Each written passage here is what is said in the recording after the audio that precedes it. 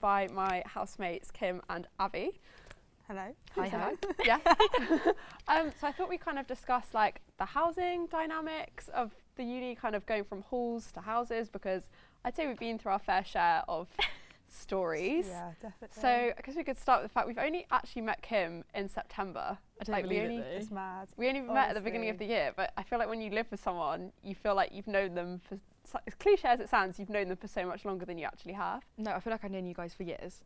Yeah. Absolute years. Oh. We could never not be friends now. Yeah, I know. we're For stuck. everyone's We're sake. stuck. Yeah. And so for context, Abby and I know each other from home. Yeah. We've probably known each other since primary I school. think, year R. So And coincidentally ended up at uni together. Didn't live in the same halls, but still managed to keep that friendship keep the going. friendship going. I would hope because so. I think the halls I think dynamics also were. halls and our mums, just everything, it just ended up.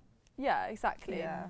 I don't know, I guess we kind of build on that more. So basically, I was in a flat and you were in a separate flat, but you didn't entirely gel as much with the people in your flat. Yeah, So I I feel like you think- kind of got integrated into. I think there's such like a pressure when you first move into halls. You have to be friends with people in the flat. Yeah, I And agree. it got to like a couple weeks in and I was just like, I'm trying. I'm closer to the girls in your flat than I am with these girls. So I was just Yeah. kind of like, And might as well just move in with them. And the thing with halls is you have no control over who you're going to end up No. with. You're put with completely random people. So, And there's so much pressure to know everyone, be friends with oh my everyone, gosh, like yeah. Loads. be best mates with your flatmates. And like Mm. 99% of the time, you're not going to speak to them second year. No, if you're it's not weird friends how with much them. everything changes I haven't from spoken first to year. I haven't spoken No, to the it is girls in weird. my flat, house since first year. I know, and also touch on, you're not even actually at the same uni as us. Oh no, I go uni off. I go uni off. Every other But I uni. love having housemates who go to Bath Spa because my eyes were never open to any sort of creative side. All my friends were in sciences, STEM and things like that. I do economics, but I think you said to me today that you think deep down I'm a bit creative. No, you said it to me yesterday. I said it to you yesterday. I said I couldn't see Kim going into finance all her life. I think she's an entrepreneur. Entrepreneur. Yes.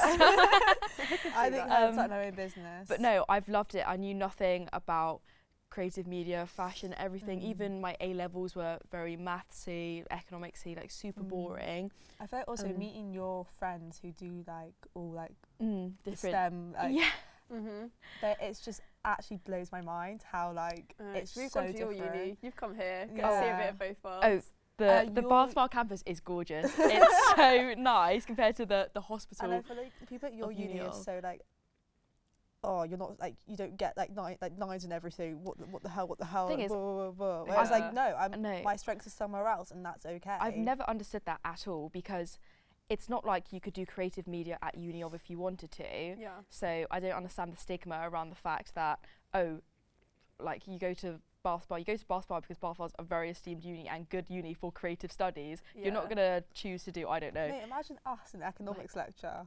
Yeah, I don't It's think. And then literally imagine me sitting in fashion. Yeah, Like- it'd be literally like. I know. Also, to kind of touch on that, I guess uni of is such a bigger uni. You didn't even end up on campus in halls in first year. Oh, no. So, this is completely my own fault. So, obviously, when you apply to halls, you have to put down your top 10 options.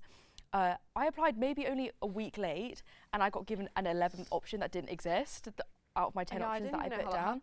So, uni of is a campus uni, and the point is of having halls in first year is you get to be on campus. It's campus uni, it's Yeah, in the name. you get to roll out of bed, go to your lectures. You get to go to the SU events, freshers. You get to have that whole campus experience. I was put in the city, so I didn't get any experience of the campus or anything like that.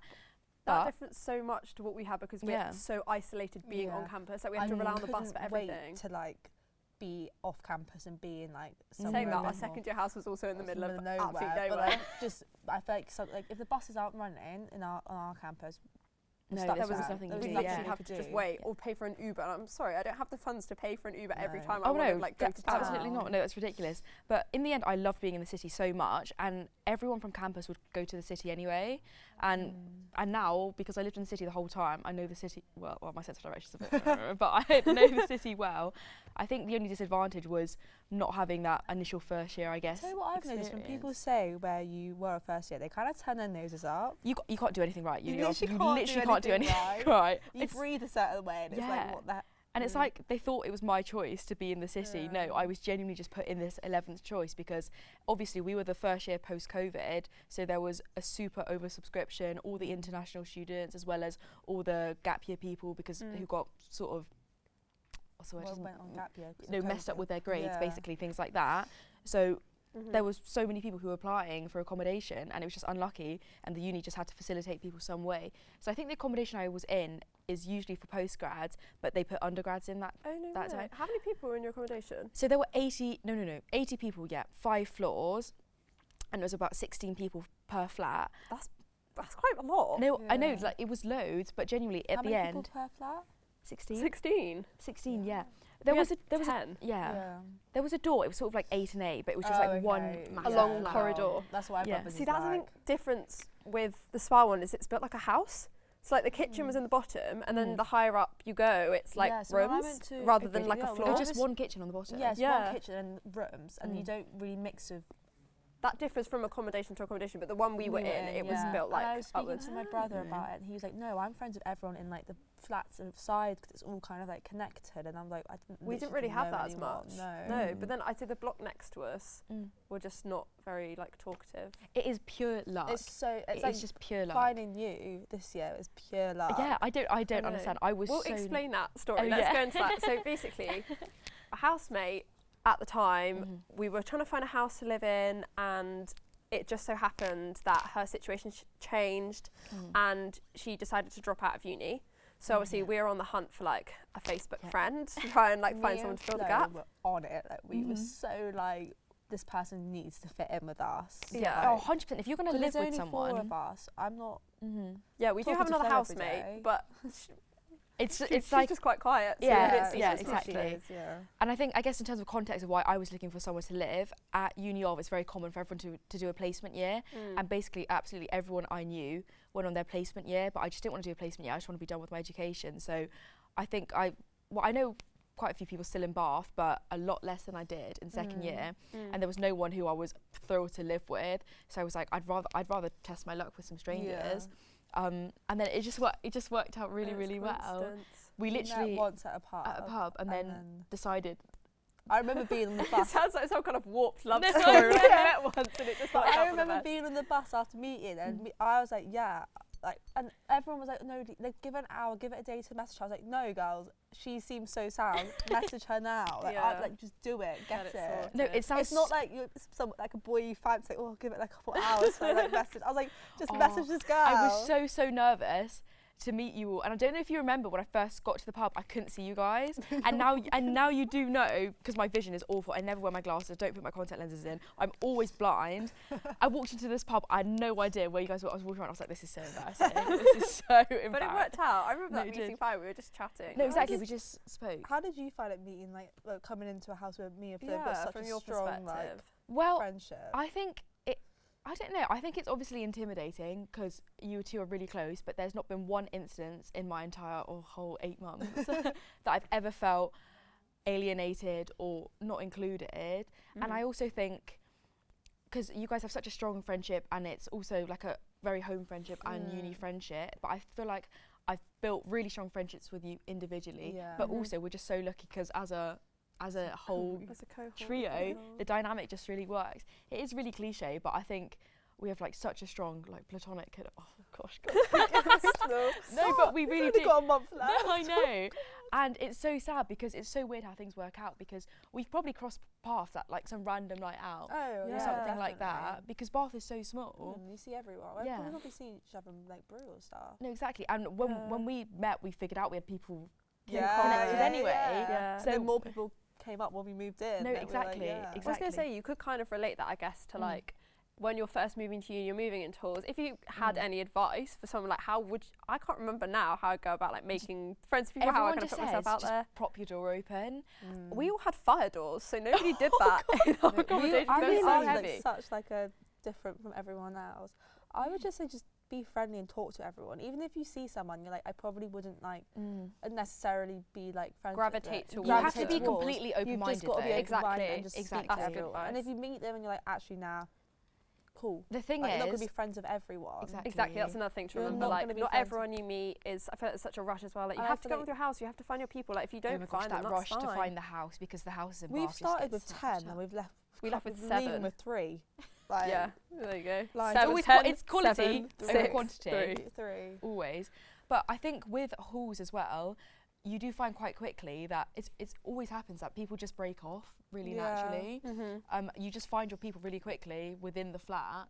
And also I'd say if in 6 months' time you actually are not friends with anyone you lived with second year, we'll say that's okay. People change. People grow. like, you go through different things. Yeah, of like, course. And This is a time when you're maturing. You're going from 18, fresh 18, going out, getting drunk, doing all that, to then suddenly by the end 21, going into full-time work or doing whatever you're doing. No, it's kind of scary, isn't it? And it's only 3 years, but it's such a massive change. And I feel like looking back at me at 18, oh my gosh, I was a I'm kid. so different to who I am now. No, 100%. Yeah, I agree.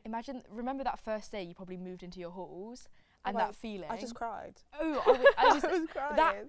that anxiety, I literally don't think I've ever felt anything like it. I spent about a month that my mum was like, you were not allowed home because if you come home, you're not going back. True, you do need to force You've got to yourself force just yourself. stay Put yourself in out that. It is the scariest thing, but it 100%. all works out. But do you not find it a lot easier to form that natural connection when you're in a house over halls? Yeah, I feel like a house is obviously more of a homely environment. Like, Yeah, halls is meant to 100%. be like your space or whatever, but you've got a room. I feel like a house, that was one thing we really noticed. When we had like a TV and like a living room, we could all sit down. We played the Wii. That was a great thing. And just rounds of Mario Kart sounds so cringe, but it's great fun. Love it. I feel like that really helped. And Yeah. also just And also not being you on do- campus. Yeah, and I feel there's such like a 100%. demand for like you said, keep your door propped open. Actually, you know what? If you want an hour to yourself, shut that door. Yeah, That's take a so break true. from The everyone. amount of times I'd go to these two being like, love you lots, girls, just give me an hour. Yeah. I just need to like Let be me by have time myself with for a it. bit. I think we have formed attachments like It's maybe quite anxious attachments to each other bad. within the You house. two were out last night and I literally was in bed like, I don't know what to do. what am I gonna do What with do I do? No, but I can't.